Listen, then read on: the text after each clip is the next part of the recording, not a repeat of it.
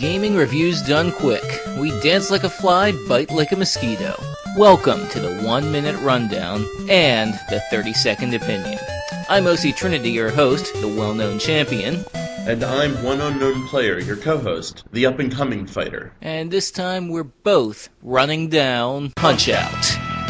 In this series of boxing games, you're taking the role of Little Mac, an up-and-coming boxer that's almost always a lot less impressive than his rivals, most of which are huge guys whose ethnicity seems cartoonishly over-exaggerated and actually, look the part of boxers.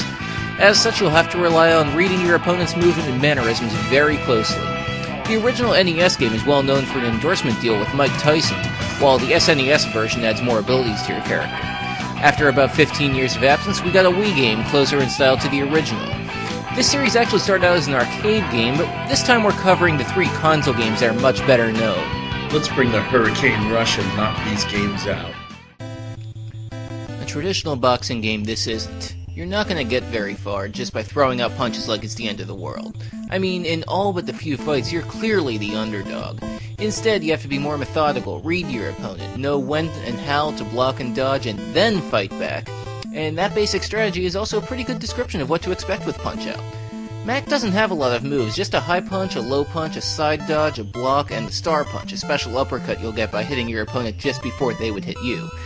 You've got around 10 boxers to fight against, a few of which you'll fight a second time with a few new skills, but as the game progresses it reaches a point where you need near-perfect reactions just to survive, almost reaching borderline unfair difficulty by the end once we get to opponents that can't be knocked down with anything other than a star punch, or always win by decision.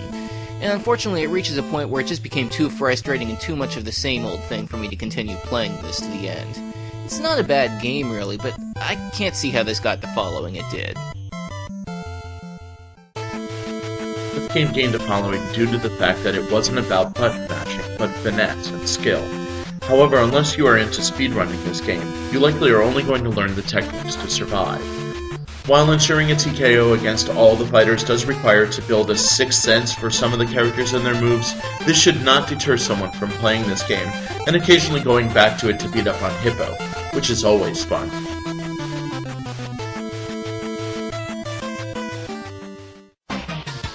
As one would expect from moving from the NES to the SNES, there's more to this than just a graphical improvement.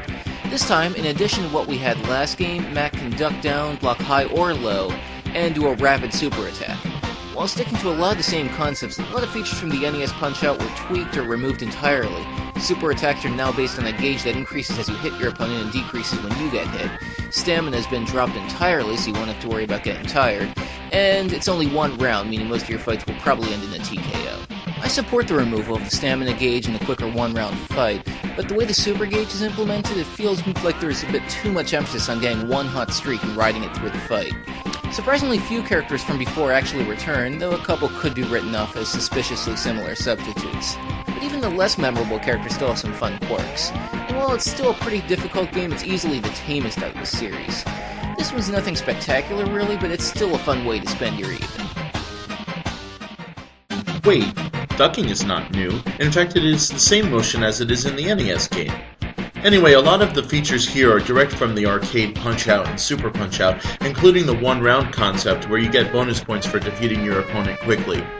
If you're a retro gamer like me and have played the arcade games, this game will feel like a near-perfect port. And did we mention that this is the only game in this series, including the arcade ones, with rapid punches? I think Gabby J says it best for me. Yay! The Wii game features gameplay very similar to the original, scaling back the old moveset and game rules, as well as retaining all of its cast except for Mike Tyson or his more generic replacement, to the point that it's teetering the line between sequel and remake. But what is certain is that it's the better game. The level of variety in game modes has improved a lot by including an exhibition mode with 3 unique challenges per fight, and a head-to-head versus mode. Motion control is supported, but admittedly a little too imprecise to favor as anything more than good exercise. Also of note is that once you get through each fight and win the title, you'll have to defend it and fight everyone again with some new abilities and patterns, essentially putting the game on hard mode. I was impressed with how each of the old characters were portrayed, many of which have expanded their movesets and have more audio and vocal cues, but I'm a little disappointed there's not more content. In particular, there's only 2 new characters to fight, one of which is an unexpected bonus boss. And while the difficulty is still very high, it is a little more manageable. Fans of the old games will definitely enjoy this one. I don't think that there's really anything I can add to what was already said. Anyone who has played the NES installment will find this version is both an upgrade and a remake. Avoid the motion controls, especially the balance board, as the immersion just isn't there like some other games of this same ilk. Other than that, great job on this one, Nintendo, and let's hope to see another one sooner than 10 years from now, okay?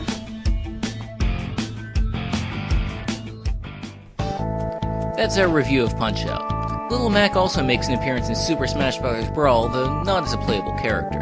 The next Smash Bros. Seems likely to include him too, though considering one of the revealed maps looks like a boxing ring. I'm not aware of any other further Punch-Out games, but like you said, give it some time and perhaps we'll see another comeback later on. Then again, there are a few games I didn't cover here. I mentioned before that there are 2 old arcade Punch-Outs, and Club Nintendo members got an exclusive bonus game where they can fight Doc Lewis, the trainer. And obviously these aren't exactly the most faithful simulations of boxing out there.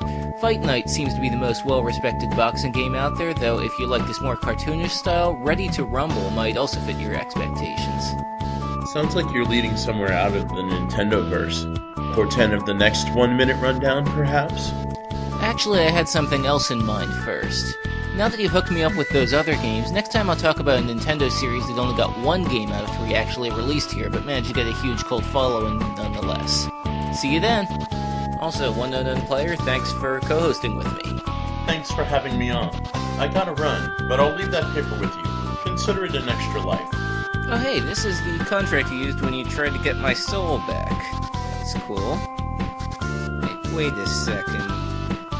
Wun Unknown Player acknowledges Octrinity is a lame-ass gamer who cannot beat him in any other game. You really agreed to this?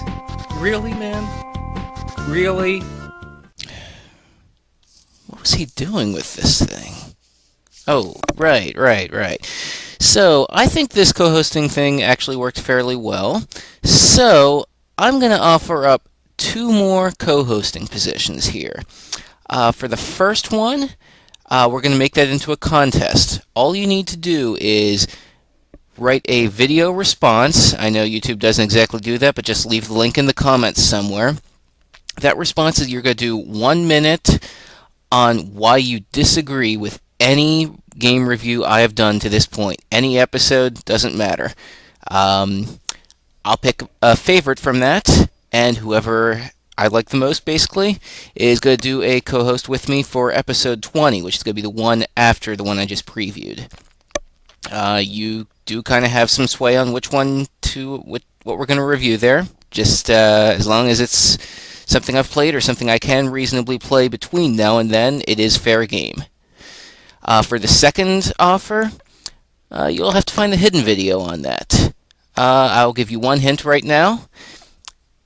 The link for it was given somewhere between this episode and episode 11, which was the Chrono episode.